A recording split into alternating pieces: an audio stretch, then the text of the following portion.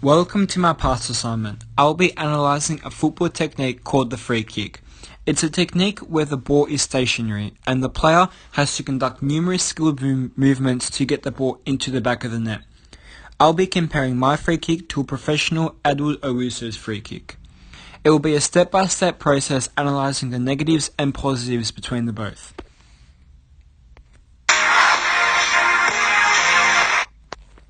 The first skill that's conducted into a free kick is the run-up. It may be a slow and steady run-up with the strike focusing on accuracy, or a more faster approach when going for power. Both Edward and myself take a steady jog looking for precision for a top corner finish. During the run-up, we both take 4 steady well-timed steps before the swinging of the ball action.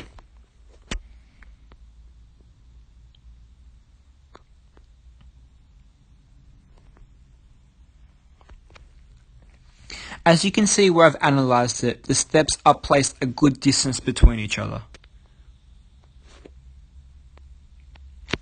Usually around a half a metre gap. The run-up is produced on more of a curved angle rather than straight, which also adds curl to the shot.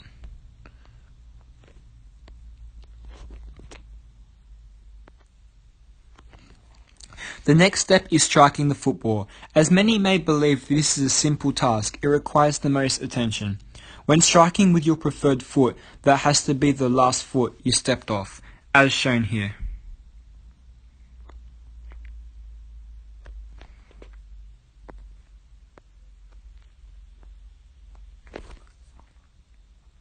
This step has to have the most power, as you are building up pace to release power into the ball. There should be a good 1 metre gap between your last step to the ball, as shown here.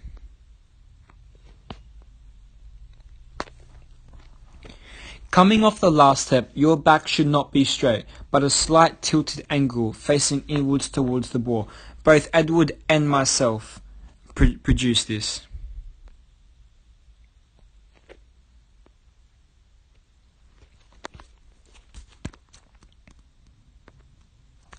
The next step is pouncing with as much power of your striking foot onto the opposite foot, planting that same opposite foot around 50 centimeters from the ball, as shown here.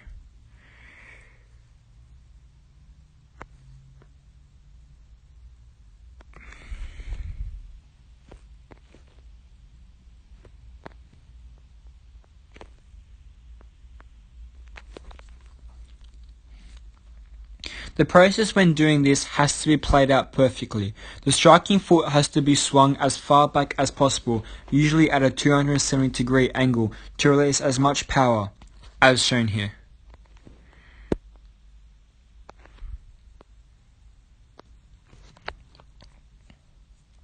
The positives are that both Edward and my foot are at a great angle, 270 degrees. Although Edward's striking foot is placed further back than my foot, here.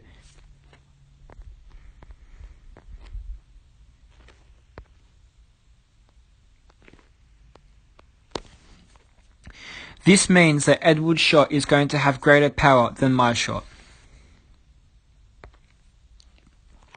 In the same position, another factor that contributes a lot to striking the ball is the arm positioning and where they stand while striking the ball. The arm that's opposite to the striking foot, in both cases the left arm, should be raised up high, around head height, to give balance as shown here in Edward's shot.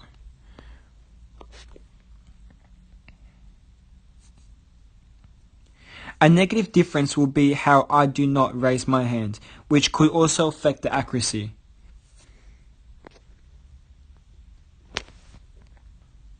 The right arm should also be freely rested on the right side of the body.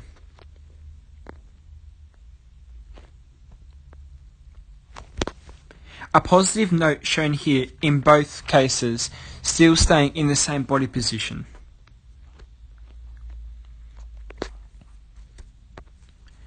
The next step to striking the perfect free kick is in what the striking foot does, but another important contribution is in the opposite foot.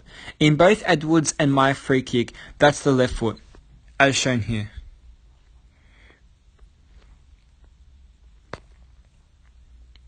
The reason of its importance is that in which position or whichever way the left foot is pointing at, that's most likely the way that the ball is going to go.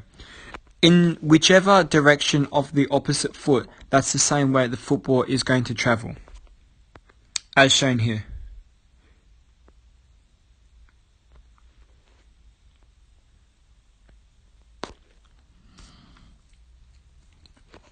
As I've pointed out and analysed, both me and Edward's opposite foot are going in different directions. Edward's pointing to the left, hence the reason the ball travels to the left side, and my free kick, my left foot is direction towards the right. So that's the reason why my shot travels to the top right hand corner.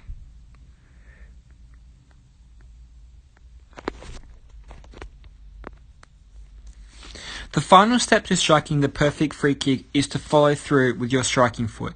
This means that when hitting the ball, keep your leg moving in the same direction. This is shown in Edward's shot, as when he hits the ball, he follows through.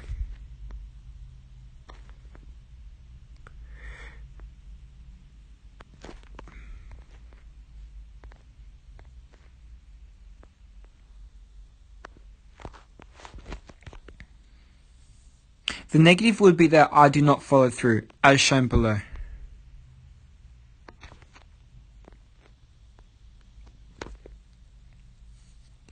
The shot still ends up going to the top corner, but there is less power on it. And lastly, when striking a perfect free kick, don't forget to celebrate, something that both me and Eddie don't do, whether it be Cristiano Ronaldo's famous celebration or even a samba dance like Neymar. Always celebrate. Thank you for listening.